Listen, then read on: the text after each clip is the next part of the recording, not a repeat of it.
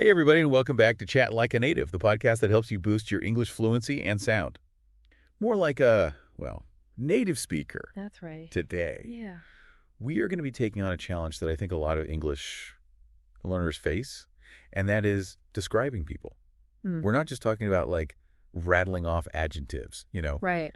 We're going to dive into, how to really paint a picture with words and make your descriptions come alive. Exactly. So I think. One of the things that I've noticed is that a lot of learners, they try to just memorize huge lists of adjectives. Yeah. And I've been there myself, I used to pull up the thesaurus and be like, oh, I'm going to use this really obscure word.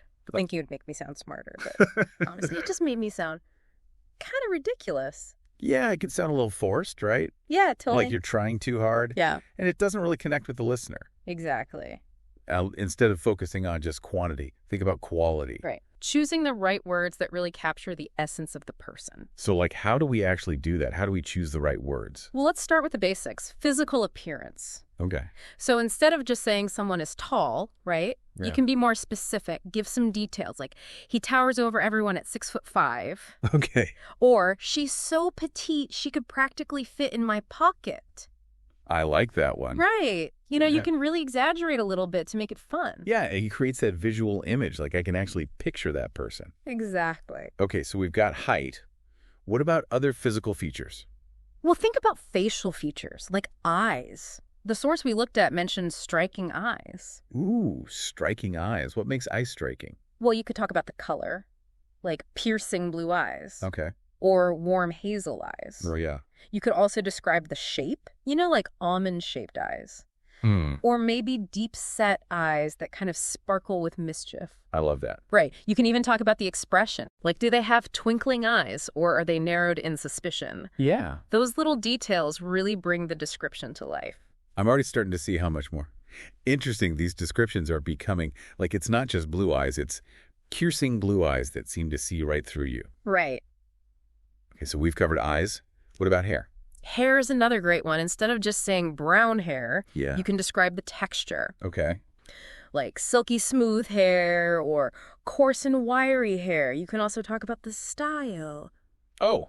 A messy bun, a sleek ponytail, or maybe wild unkempt curls. Yeah, those little specific details, they make all the difference. They do. It's like painting a portrait with words. Exactly. Okay, but we can't forget about personality, right? Of course not. Personality is what really makes a person unique. So how do we go beyond just saying someone is nice or funny?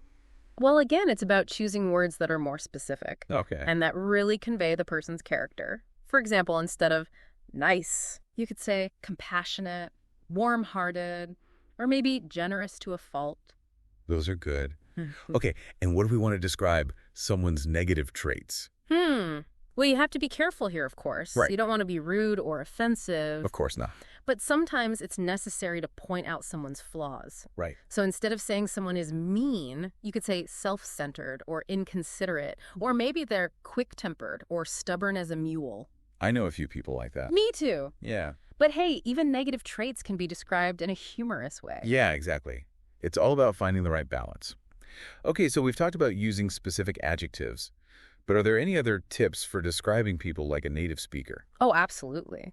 One thing that native speakers do really well is use idioms. Oh, yeah. Idioms are those colorful expressions that can add so much flavor to your language.